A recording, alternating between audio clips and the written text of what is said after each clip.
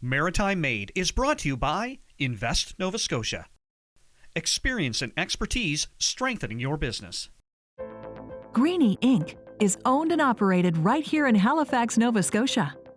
Greenii upcycles old newspapers, paper, and magazines into beautiful, unique bags in a variety of sizes, giving paper a second life.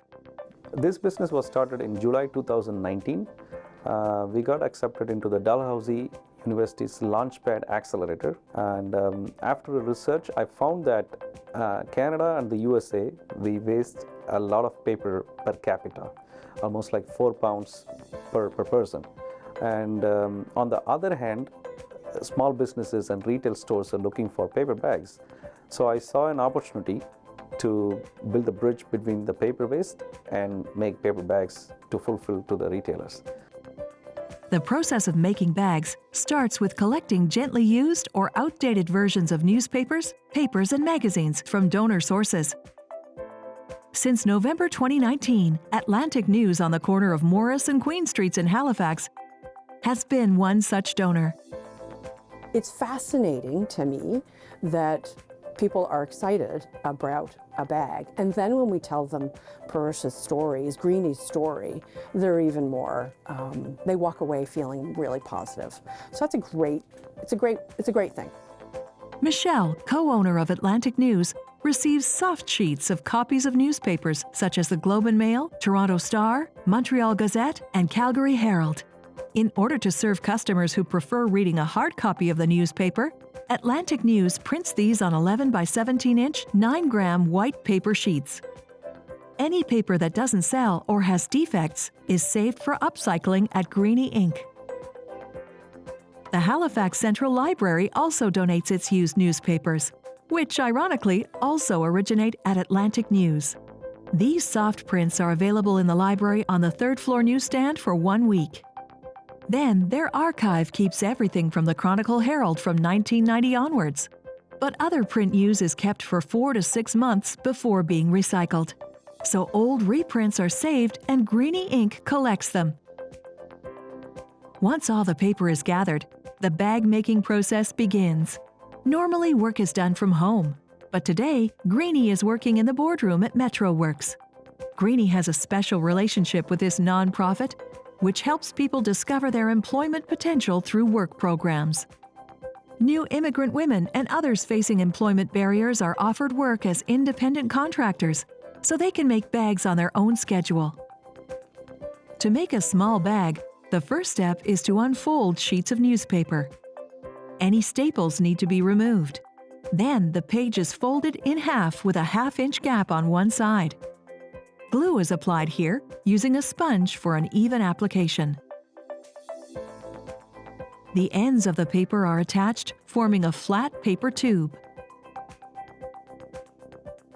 4 to 5 inches from the bottom gets folded up perpendicularly to make a triangle on each side, forming a nice quadrant. The bottom sides are folded so the center overlaps slightly. Donated cardstock is used for reinforcement. It's inserted into the bottom of the bag, allowing the bags to carry heavier items and still hold their shape. Once inserted, the folded edges are glued, enclosing the reinforcing.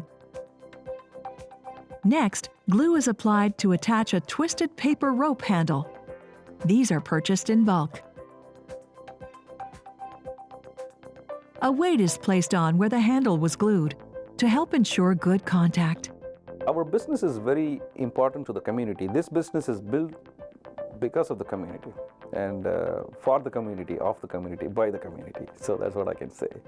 And you see that right from the beginning, we have 2 things on mind. One is environmental.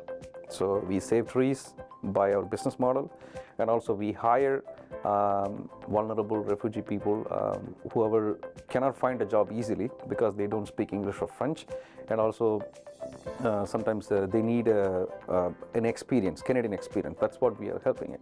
So you see that from the beginning, we have partnered with Metro Works Employment Center to coach the newcomer woman to make bags for us. Another source of donated paper is a community flyer from restaurants across North America. It's called Coffee News. These always need to be unfolded. Making a large bag with these takes 3 sheets. An inch on the side of 2 sheets is glued so that the 3 sheets can be joined together. Then the 2 open ends are attached, creating a large tube. 2/3 of this is folded up to make a larger diamond and a broader bottom. A larger reinforcement is needed for this bag, otherwise the rest of the production follows the same process. Quality matters, and this finished bag is inspected. Greenii's bag production is a customizable process. Bags can be made to measurement based upon the customer's needs. Here's an even smaller bag made using a paper cutter. Local organizations, the Ecology Action Center, Advocate Printing, and Saltscapes magazine also donate paper for bags. Batches of 25 bags are organized for delivery to customers. They're checked over while they're counted, and any bags with defects are fixed or discarded. They're tied together with twisted paper rope and put in a bag to ship or deliver. On average, 3,000 to 4,000 bags are made per week. Some of Greenii's customers are the same organizations who donate the materials. Ideally, this is the environmental closed-loop system that Greenii is passionate about. Atlantic News is one such business. They buy finished bags to package their customers' purchases. In some cases, customers buy the item they want packaged in an old copy of the same product. To achieve zero waste, new flat bags are being made without bottom inserts, suitable for smaller, lighter items. These can be made from actual newspapers' broadsheets. To date, Greenii has saved almost 70 trees. Owner Purush has plans to save more. On their online store, Greenii also offers crinkle paper, boxes, and digital logo printing services to customers around the world.